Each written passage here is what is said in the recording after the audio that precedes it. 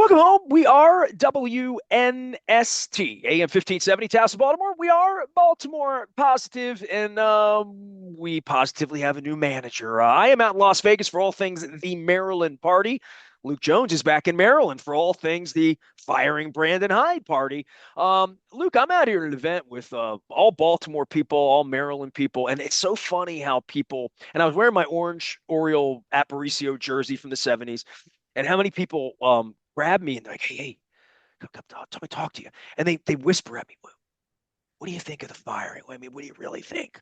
And I'm like, so I haven't rehearsed any of this, but I've spoken to 50 or 60 people in Las Vegas, one by one by one by one. As you know, that doesn't usually happen to me, but we don't usually have firings in the middle of the season. And you and I haven't spoken at all about it.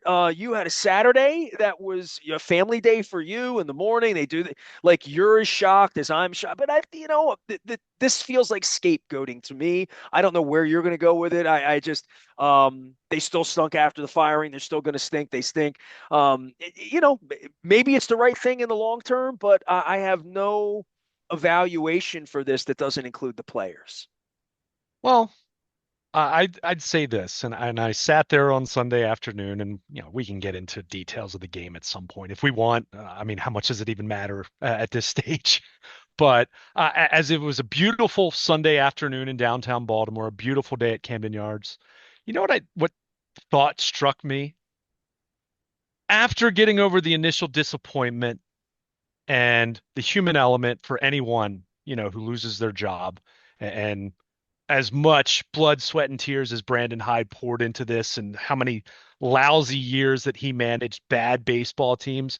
Once he gets over that and moves past that, he's going to have a way better summer than anyone else watching this ball club at this point in time, because that's how miserable it is. It's miserable and it's not fun. Anyone who's out at the ballpark, and it was Little League Day on Sunday, big crowd, all that. I mean, this is a miserable product right now. And I can't say I'm shocked in the end result. Maybe the timing, maybe I thought it might have come Sunday night during this road trip now that the Orioles are going to embark upon. It was coming. And I think you and I haven't talked about it since obviously going back to the middle of last week. But Friday night's game, they left a season high 15 guys on base. They had some sloppy mental lapses, errors, whatever you want to call them, just what we've been talking about all year. And Well, they let frankly, the think, winning run, just yeah, to let the but winning run. I mean, but just we've seen crazy stuff like baseball. that. We've seen too much stuff like that this year. And as I've said to you, as much as Mike Elias is number one, top of the list as far as to blame for this, and as much as I agree with you, the players need to be held accountable. And you know how much I hate what a certain segment of social media fandom is across sports where the players get all the glory when they win and the manager or the head coach gets all the blame or the officiating gets all the blame or the referees get all the blame when you lose. But what I saw Friday night, and that was indicative of not having focus, a team that's lost, a team that's looked defeated for weeks now. Things that we've talked about that I've said have been, to me, a much more of a poor reflection on Brandon Hyde and the coaching staff than, talking about the lineup on any given night, who's batting where, who's playing where, all that kind of stuff. And his post game on Friday night, it was different. It was different. You could see it in his face. You could hear in his voice.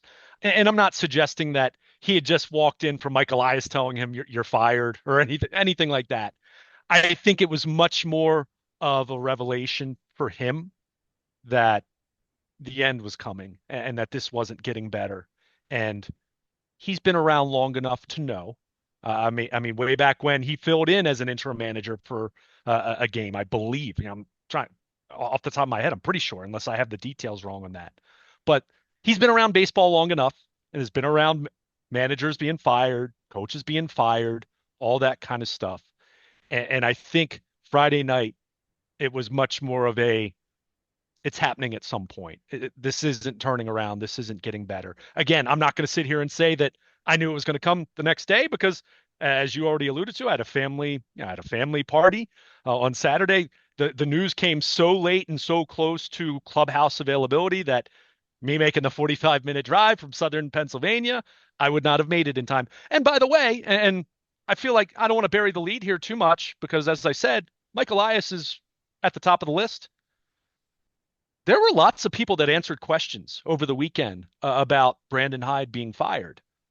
I think Jackson Holliday was the very first player that was, held court in the dugout, before Saturday's game. But go down the list: Zach Eflin, Charlie Morton, Cade Povich, Sagano, Adley Rutschman, O'Hearn. Go down the list, right? Anyone you could think of. Tony Mansolino talking about it after the game on Saturday with his head spinning, and then Sunday morning acknowledging that he's very uncomfortable in this position right now. And I don't think that like meaning an indictment on him. I think it's a human response. You know who didn't take any questions this weekend, Nestor? Mike Elias. You know who didn't take any questions this weekend, Nestor? David Rubenstein. I think that says something, and I'll leave it at that. But I think the end felt near, whether it was going to be Saturday, Sunday night, at some point during this road trip, the day after Memorial Day, because this is a disaster. This is an abject failure, top to bottom, for this organization. And it wasn't getting any better. And we know how this works. And scapegoat or not, Brandon Hyde has some culpability Well, here. well, This team's played is it poorly Mike since. Elias doing the firing, or is it David Rubenstein? Well, That's the we point. haven't been I'm able to unclear. ask. You're unclear. I don't know if they would lie about it or not. I can Yeah, accuse the Ravens of that because the Ravens lie about everything. but I don't someone know if has to David talk. Rubenstein lies. I don't know if Mike Elias is. I don't feel like they've been outwardly dishonest. You're in the room with them Yeah, more often than I am. But I have not felt dishonesty on the baseball operation. yeah, It maybe since Buck was hiding pitchers in Norfolk in yeah. various nights, but Happened a lot. that happened a lot. Games. But in this particular case, I'm here with serious executives working for big businesses. They're all business development people. There's a lot of men, a lot of older white men, a lot of baseball fans, a lot of I've been with them 40 years. I'm wearing an Oriole jersey. Everybody was coming up and talking to me, Mhm. and I think the shock part of all of this is if you or anybody other than me, because I have felt differently about it because I have dealt with the Whistler, I have dealt with David Rubenstein, I have not dealt with Katie Griggs, which is dealing with Katie Griggs, which speaks a lot to who they are. And I speak openly, honestly, and candidly in a way that no one else apparently has the courage to or the will to in regard to the baseball team. Going back to Angelos and the walkout, people come up to me and they really seek my wisdom or expertise or opinion on it in any way. And I just say they have an owner that doesn't know what he's doing. Doesn't mean he's going to be a bad owner. It just means he's never done this. And it means that he doesn't know baseball very well. And it means that he doesn't know fame very well. And it means that he doesn't know much very well because he made a bobblehead of himself a month ago. And no one in the history of the game's ever done that. No history of North America's done that, owning a team within a year, making a bobblehead of themselves and not having anybody around him to put the brakes on that and say, might want to think about that. So that being said, I don't know if David Rubenstein drives home from the game Friday night. I didn't see him at the game. By the way, you talk about front running. He's in the front row when they're in first place. He's nowhere to be. I mean, and we're a year into this, and I'm just telling you what I'm seeing. I'm not picking on David Rubenstein or comparing him to Peter Angelos or in any way, but this to me wouldn't have been in the modern era Angelos up in the law firm firing the manager by fiat. It felt like to me like Peter really was checked out for a long, long time in regard to things like that. Who's going to be my manager and all of that. And they were losing. It's like playing 333 ball now. Does it really matter? It doesn't matter who the Mhm. manager is. It can be anybody. Bring back Buck Showalter until Adley Rutschman hits the ball, which that was your wisdom. And if they get some pitching, that was my wisdom. They can't win. But in regard to Rubenstein, this firing is a public perception thing. You even said, the manager may have seen it coming or didn't see it coming.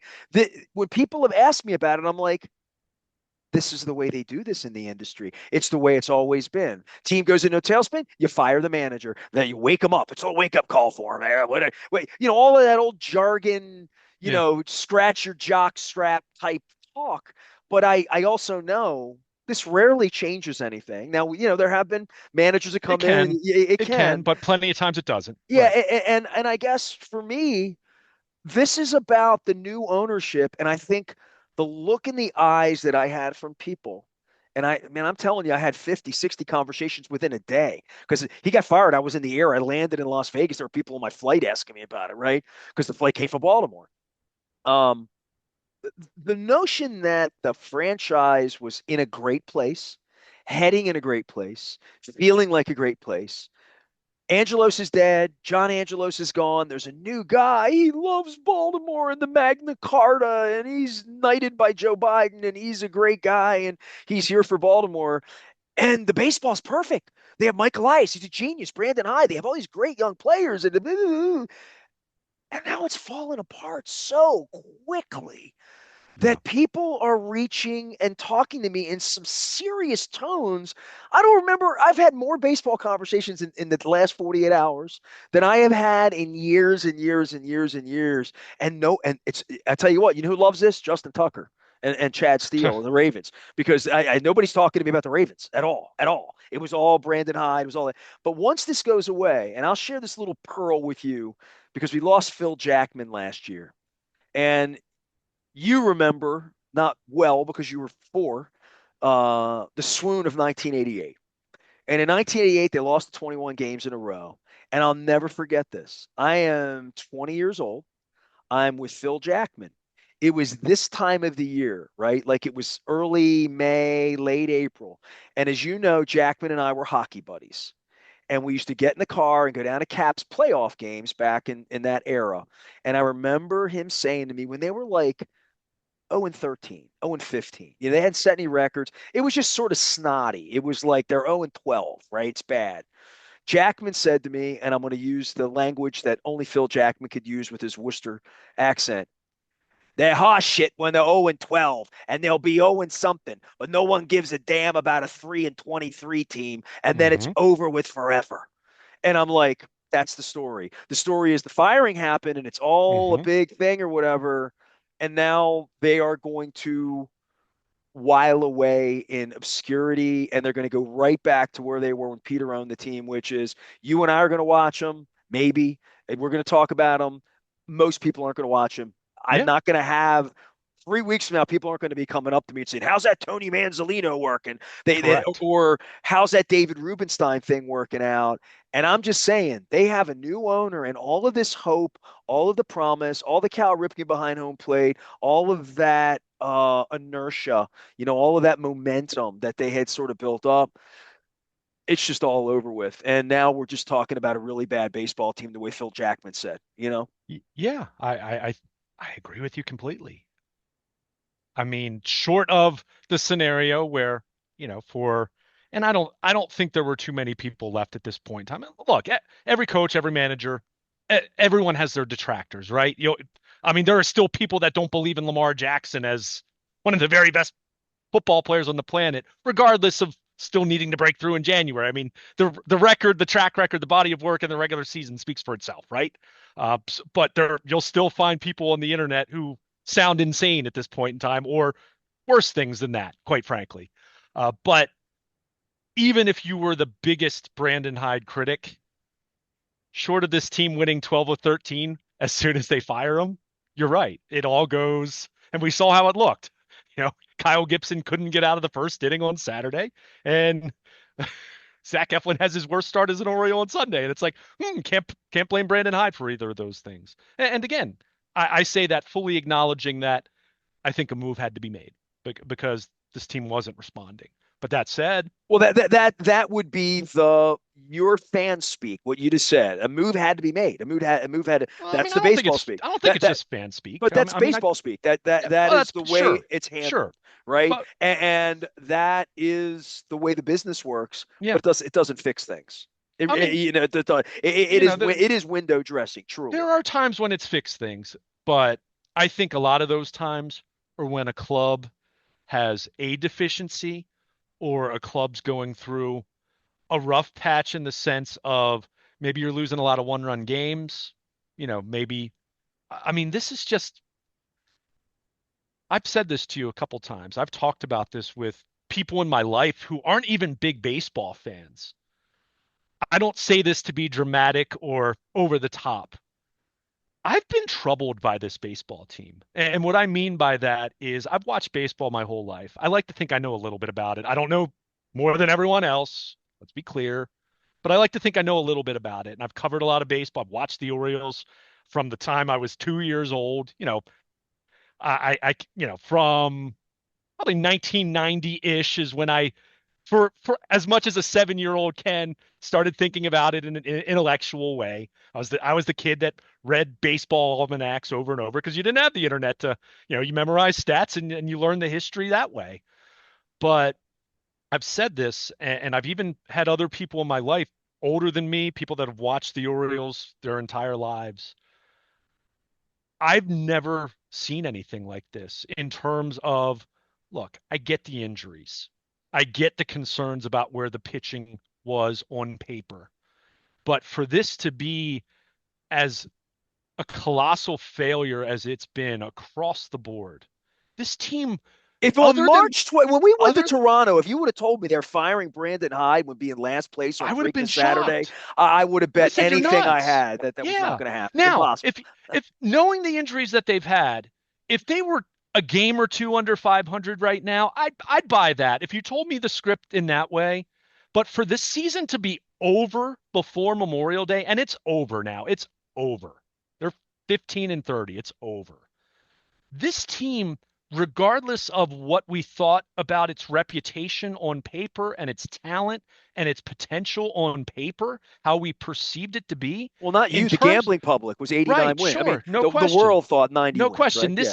This isn't I mean, I've made some loose comparisons here to, 2010 Tremblay's last year. No one thought they were going to be like a playoff team, but there was a thought at that point. Wieters is here. Markakis is already here. Jones is looking like a good player coming over from Seattle a couple years ago. Like you went down the list and you said, okay, maybe there's a path to the 2010 Orioles being decent. Maybe they could be a 500 club. And they started so horribly that year. Dave Tremblay was gone by like June 3rd. So that year's come to mind. And then 2018, the last Duquette Showalter era, year of that era, where they had that bad September the previous year, but remember they had brought in Cashner, they had brought in Alex Cobb. There was still some semblance of hope that, I mean, they were trying to win. And I think even people that weren't really buying that they were legit, I think I picked them to go like 79 and 83 that year or 80 and 82. I still thought they were going to be 500-ish, hang around in the wild card race until August, let's say. But that we know that team ended up losing more games than any team in Orioles history. So acknowledging those 2 years, what I have seen this year, I've just been completely dumbfounded by in terms of just how bad it's been. Other than its perception and reputation and what we thought it was going to be on paper, if you just watch the games themselves, this team has exuded no redeemable qualities whatsoever. Are there a few individual players having good seasons? Sure. With the latest being Jackson Holliday over the last month, is starting to look like the guy that everyone thought he was going to be. Now, is he going to be an MVP of the league? Who knows? Right? Certainly not this year. I mean, at 5 years from now, I have no idea. But he's at least very much has an upward trajectory. But this across the board, their pitching is awful. Their hitting is, I'm ready to say awful at this point in time. Their defense has been bad. They don't run the bases particularly well. Their pitching, whether rotation or bullpen, both bad. I mean, there's nothing about this team whatsoever that suggests that they're going to turn it around. And obviously, mathematically speaking, now, you're in the territory where like it's not even if they were they had a transplant of talent or something like that, you'd have to play so well the rest of the year just to be in the wild card race, let alone anything more than that. But I had a guy in Vegas say to me, they look like they don't even like each other. I mean, I don't think it's that. And they just seem so lost. Like, and this is where you get into leadership. You get into the lack of veteran players or even the veteran players you have, but no one really carries that, someone that like Nelson Cruz, for example, you think about what he was for the 2014 Orioles. And it's not like the Orioles didn't have leadership or didn't have good young players. They Well, I had think all they thought that. Kyle Gibson But was that 2 years ago for them. but at the same, but Kyle Gibson's only so much. You know what I mean? In terms of like who he is as a player. Like Nelson Cruz comes in and it's all-star level credibility. Now, regardless, he did have a PED suspension a couple years before that. So, but he carried that kind of clout in the same way that any Orioles fan who knows their history knows what about the Orioles of the early to mid 60s. Frank Robinson came in and taught them how to win. Jim Palmer's famously said that quote how many times over the last 6 decades? I mean, it's just, that's what you're talking about. So I think there's that. I think there's something to, we've talked about the hitting coaches. I mean, the makeup of this coaching staff in general, and especially now that you fired Brandon Hyde, it's a very young, relatively inexperienced coaching staff. So And what? analytics based, very Sure, analytics based, sure, right? sure. It begs all the questions. Do you have too many voices? Is there information overload? Do you not have the right voices? Like all the different questions you asked that Mike Elias wasn't around to answer this weekend. And I'm going to continue to point that out because again, I think it's poor form, especially when the guy that you did a media tour less than 2 weeks ago, giving the dreaded vote of confidence, and we know how that works, right? I mean, I'm not. It's not so much that he did it. It's you got to answer questions. Some If you fire Brandon Hyde, one of his bosses has to I talk. thought the press release looked like it was written by the Whistler or I mean, who somebody right? Who outside knows? the I realm. mean, But this is style, right? For sure, new ownership. but This is how new ownership is because at the end of the day, Luke, you're going to blame the players and have all the baseball speak. The owner is going to make every decision moving forward. I know, Everything but good, I think everything we need bad to. is I going to think we need to happen address because of the Elias owner. before we start getting into that too Well, much. And well, I agree. that being said, now the next thing he's going to do is fire Elias, right? Well, So and then who then becomes in charge of baseball and sure. impresses Rubenstein? And now you're talking about that R word, rebuild, right? I guess. I mean, I'm not there yet. I mean, say this: if Mike Elias even hints at that, the very first question is, what gives you the right to to be able to do that again? Like, you know what I mean? Like, what have you done that would entitle you the trust to do that again? Anyway, but let me just finish my thought on what Well, I was you're talking on about. him, so fair enough. Well, it should be on him. And look, I'm not discounting what you're saying about ownership if we get to that point after the season, but Mike Elias has to answer for all this because he has been in charge. I mean, the one thing that I will begrudgingly give John Angelos a little bit of credit for is that they hired Mike Elias and they got out of the way. Now, they didn't let him spend a whole lot of money, but at this point, I'm starting to wonder, like, how much of this is that, and how much of this is Mike Elias thinks he can do things the way he wants to do it, and so be it. I mean, they spent money this offseason. He didn't spend it well. Um, but no, just to finish what I was talking about with the players, because you had made the comment, that someone had said to you, it looked like they don't even like each other. It's not. I don't think it's anything like that. I think these guys get along just fine. I do think they're lost. I do think there's a lack of leadership.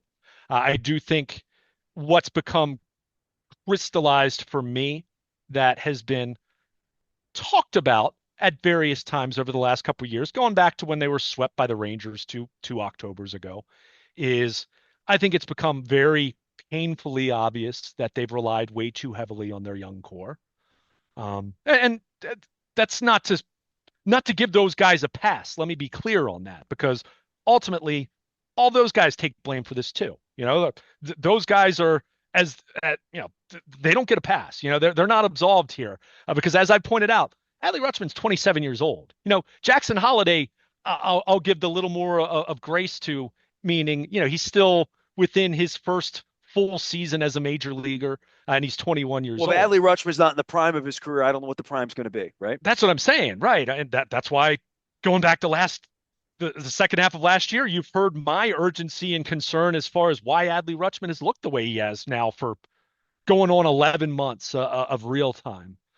But I just think so much of this at this point, I'm just I'm at a loss for just how quickly this has fallen apart. And you alluded to it. I mean, I still think back to that day you and I were at Costas, having lunch, and the Orioles absolutely embarrassing the Yankees to finish off a series win in the Bronx. And they were 24 games over 500 at that point. And you look at what their record has been since then. I mean, they went four under the rest of last year. They were swept in the two games against Kansas City, and they're 15 games under 500 through the close of business on Sunday, when they're swept by the 21 Nationals. games under 500 I since mean, that day. they've been a not just a bad, but a really bad team. And what the what's concerning is it's just getting progressively worse. They weren't horrible in the second half last year. Let's be fair as far as what it was. They were middling. They were mediocre. They were a few games under 500 from late June through the end of the season. That's not horrendous. That's not the rebuild era or anything like that. But it was clearly a drop off. And now what we're seeing in 2025 is the kind of horrendous baseball that is resembling what they look like in the rebuild. You know, 2 weeks ago, if you had asked me, regardless of what the Orioles' pace was, are they going to finish at that pace? I would have said, no, of course not. Now, I'm starting to wonder if this team is going to lose 100 games because of just how absurdly lost they look. Well, they're I going mean, to not get that's how pitching. bad They're it not looks. going to get pitching. And You that's know the that. thing. I mean, look, will they at some point go through a stretch where they're playing better? Sure. I guess, I mean, all we talked about at the beginning of May was look at the schedule. Like it's on paper. If they're going to get back into it, this Dude, is when with they would their do it. pitching, I don't know how they win 6 out of 10 games, I, right? I mean, right. You go 6-4 in 10 games with that pitching's going to I, be. I uh, do. If they start hitting the ball like even somewhat like we thought they might, maybe they could, but that's what I'm saying. I mean, to go back to your point about the manager and, making changes. Are there times where that does work? Sure. I mean, fans have thrown it out there a lot with Joe Girardi being canned in right around, I think, right after Memorial Day for the Phillies back in 22. Rob Thompson takes over. Phillies went to the World Series. Now, they were a wild card and they got hot in October and all that. But you still looked at that team, and I think there was more of a sense of they're underperforming. But, it just felt off. This is just bad across the board. This team underperforms, at least relative to what we thought. They're hurt, because they have had a lot of injuries, and that is absolutely part of the story. And they've also had some unlucky, unfortunate elements as well, which, again, I don't want to dwell on that because that's the cop out. But you put those three things together, that equates to a horrendous baseball team, and they are horrendous. I mean, there are, like I said, in terms of what we've actually seen, in terms of the run differential, the record, the pitching statistics, the hitting statistics, the fielding statistics, uh, base running. There are no redeemable qualities about this club as far as anything you can point to where you say, oh, they're good at doing that, or okay, their rotation stinks, but the bullpen the first 2.5 weeks of the season actually performed pretty well. I mean, since then the bullpen's been almost as bad as the rotation, right? I mean, and so that's where you look at this thing and say, that's why I kind of, again, being facetious, but not entirely, in saying, I think once Brandon Hyde gets over the disappointment of the next couple of weeks and the fact that, hey, however much time he had left on his contract, he's going to get paid, all that, he's going to have a great summer. Whereas the rest of everyone connected to Orioles baseball is going to be subjected to this. But that gets back to your point that as the dust settles, and okay, everyone who was calling for Brandon Hyde to be fired, and again, I'm not disagreeing with the move. Things were that bad, and Brandon Hyde had to own his part of it as well, right? And the manager is the first one to go in these kind of scenarios. We all understand that. But that said, as that dust settles and you see that the team's just as bad under Tony Mansolino, then you do get to the point where attention starts to drop off. I mean, interest has already fallen off. I Well, mean, not just I think, interest. This is for Miss Griggs. All of those sure. people unplugging the Masson subscription on June They better 1. hope they got a lot of people to buy for the rest of the season, because if they only did the 19.99 month to month, then yeah, No question about it. So And they're rolling that thing out thinking there was going to be revenue in it in the sure. future. They will get no sign-ups at all the next 4 months, right? No I one's going to mean, sign up for this. the only ones you'll get are the diehards that are cutting the cord, and I've laid out some of those scenarios to you. Like I've already bounced around from But to your three point, different. growing the brand, growing the attendance, growing the Sure. sponsorships. I'm out of here at a pool I with mean, you nothing but better come up sponsors. with some more Like, bobbleheads. That's about what I would say in terms of whatever you're going to salvage. I mean, that's where we are right now. I mean, and think about this. and that's Angelos era. Think about this. That's bad, you Even know. even in terms of where they were in the rebuild, throw out 2020 because it was a COVID year. No fans were in attendance anyway. But when you look at those years, what did you at least have around the corner? You were monitoring when guys are going to be called up and promoted. And that well is mostly not now. Sam Basayo is the big one, who I think there's a very reasonable chance we're going to see later this summer. Um, we'll see Mayo back here at some point, but we've already seen Mayo. At this point, it's like bracing, like, okay, are you finally going to start performing? But, I don't want you to know, piss you off on a weekend. But say Kyle Stowers. I was going to say that, but yeah, yeah, I I, don't I'm need to do that. I'm happy for him, because look, and when the more Kyle Stowers stories you have, the more you start to question: are the Orioles really as smart as they thought they were? Meaning Elias and Sigmaidel and player development and all of their processes and all of that. You start to question it. Now, Kyle Stowers might fall off in the next 2 months, but I saw Mark DeRosa on MLB Network, their morning show. He did a full breakdown, and it had Kyle Stowers. His stance he's widened up his stance. He's made some adjustments. Now, that's not to. I'm not saying that as a full indictment of the Orioles, because how many stories have we seen? Ryan O'Hearn's a perfect example of someone who failed in Kansas City, came to Baltimore, and has been a really productive player the last 3 years. So every team has some of that. But when you see that, and when you see how some of the Orioles young players, in some cases, have regressed, like Adley Rutschman, and in other cases, haven't really figured it out at the major league level, like a Heston Kjerstad, and fully acknowledging it's not like he's been around for 3 years straight in the major leagues. And the one guy that's really trending upward, Jackson Holliday, we've heard recently it was his dad that made. And again, I don't want to pick on the Orioles too much on that. That's a pretty exceptional. This isn't some ball player's father who's a high school coach, and we were talking about Matt Holliday, a Hall of Very Good kind of player. But all of that adding up, you do. How can you not ask questions? I mean, I'll throw another one out to you, and I thought there was some interesting, I don't know if irony or not, but Cade Stroud made his major league debut on Sunday for the Orioles out of the bullpen. They after they designated Kyle Gibson for assignment. We'll see. Gibson may end up staying in staying in the organization. Maybe they outright him. Maybe it's a wink, wink kind of deal to try to get him straightened out because he's been, I mean, just awful. He's the first to tell you he's been awful. But Cade, what made that interesting? Cade Stroud is the first pitcher that Mike Elias has drafted with the Orioles to have made the major leagues. That was 6 years ago.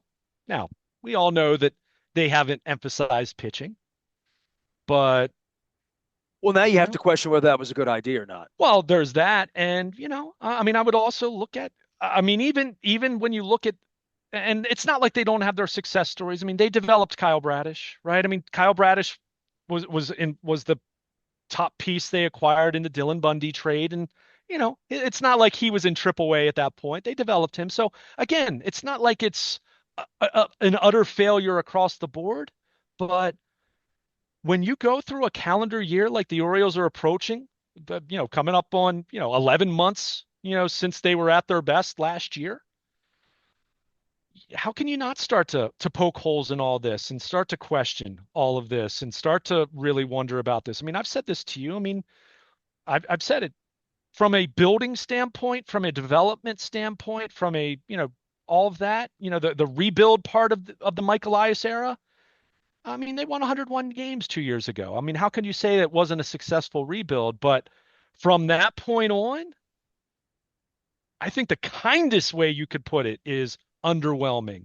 in describing Mike Well, Elias's the play. injuries took So over. The deals weren't very good for yeah, Flaherty and Fuji and then last summer Trevor Rogers. the Now, Stowers now thing. Eflin Right. was Yeah. good, but Trevor Rogers was. I mean, that deal's a disaster. I mean, Trevor Rogers even he's back pitching again, but there's nothing about how he's performing at AAA makes you think he's going to be able to come here and help them. So you just this has been so bad across the board. And again, I've said this over and over. I try not to repeat myself, but that's how bewildered I am by all this. I it's been stressful for me racking my brain trying to figure out not why it's bad, because again, I can identify that, but why is it this bad across the board? Why has everything failed just about? Even things that you thought were great that aren't great anymore, like Adley Rutschman. I mean, two for 2 calendar years, he looked like a fringe MVP candidate, and suddenly he can't play anymore. Fans wanted to give him $300 Yeah. million. Hey, I mean, even though I don't put him in the same category, I mean, let's face it. It's now been about a year since Gunnar Henderson has looked like the guy you thought might be MVP. He's been merely good since then, So, and look, he may end up just being a good player, and that's okay. But when you see all the other failures and all Well, the it's other not okay shortcomings, because you can't win. He has to be Willie well, Mays for you I'm because just nobody saying else is coming along. right. I Oh, well, guess I'm maybe saying that. Jackson Holiday will be Willie Mays. Well, Maybe and maybe Westburg if he sure, ever gets maybe, out on the maybe, field. Maybe right. but like all of that together, when you're talking about everyone either regressing or just not being as good as you thought, that's when you question all this and just say, you know, is Mike Elias the right guy for the job? I think it needs to be asked. I mean, what? So Well, just because, maybe that's the reason he to come and face you guys. Because if he's facing me, I'd have to ask him, like, manager took the fall for this. How are you sleeping, pal? You know what I mean? Like, yeah, he would have been asked. I mean, maybe not worded exactly like that, but he's going to be asked that question. I mean, one of the first things you ask is, Brandon, you said about 10 days ago that, or not Brandon, Mike, you said about 10 days ago that what's plaguing the Orioles is not the responsibility of the manager. It's not the manager's fault. So why was he fired? But we also know in reality, regardless of whether it's ownership or GM or some combination of both, we also know you support, you support, you support, you utter votes of confidence until they aren't there anymore. You never hedged, right? If you hedge publicly, you're already, you've already buried the guy. So we understand there's a psychology that goes to that part of it. But I mean, I don't know. I really don't know. This team has stressed me out because I'm racking my brain at just how bad it's been. Not that it's been bad, but how bad it's been. The fact that we're talking about a team in terms of having records through a quarter of the season that resemble the 1988 Orioles and the 2010 Orioles and the 2018 and 19 and 21 Orioles. Some of the very, well, they very haven't won in a week the and they've been swept. 1954 And you're right. Orioles who Yeah, yeah. lost 100 games. I And mean, they're it's losing just 7-0 in the second inning every right. I night. mean, these aren't one-run losses. This I mean, isn't bad luck. they Yes. have this. I mean, there are certain elements, like I said, you could point to a few things, and I think maybe they had some tougher luck earlier in the year, but I mean, they have the second worst run differential in baseball. If it weren't for the Colorado Rockies truly being historically terrible, I would say the Orioles might be the worst team in baseball. If you took the Rockies out of it, they might be the second worst team in baseball. They're not win-loss And wise, I think but they're really, really bad. as we continue this conversation, and we will, the question is going to be how do they in this Where do they year go from here? finish 10 games under 500 instead of 25 now that they're 15 under, right? Now you're 15 under. Can you get it to 8 under by the end of the year as opposed to going 32 under, which I'll is take what the the eyeball bad test teams looking did, right? better. I'll take the eyeball test looking better at this point. You're not going to, you're not turning this around, but man, I need to see some signs that this thing is getting back on track, or then we will be talking about ownership and All what's right. going to happen Well, with we've Mike talked a lot Elias. about Elias and ownership, and Brandon and I will continue on about the actual players in a weekend. I remember when getting swept by the Washington Nationals was like the worst possible thing that could possibly happen to the Orioles. And it's just, it's It's been unbelievable how quickly Justin Tucker has gone away here for the Ravens. And we were all waiting on Ravens season here in OTAs later in the month. Luke can be found at Baltimore Luke. I can be found at the pool in Las Vegas, at least for one more day. I am at the Maryland party.